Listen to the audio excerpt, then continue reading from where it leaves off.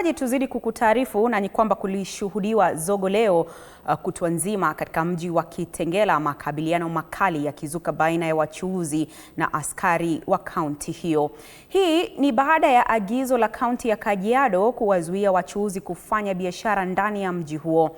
Aidha, shughuli za usafiri zilitatizika huku maafisa wa polisi wakilazimika kuingilia kati. Mike Chalo na mengi zaidi.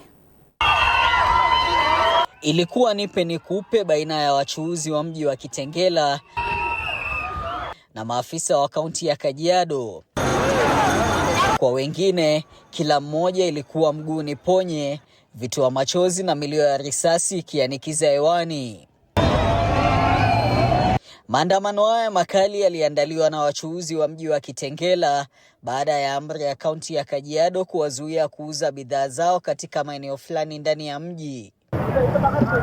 Iliwalazimu maafisa wa polisi kuingilia kati, kutuliza hali na kurejesha shughuli za kawaida hata katika barabara kuu ya Nairobi Namanga iliyokuwa imefungwa kutokana na maandamano hayo. Mike Chalo, TV47.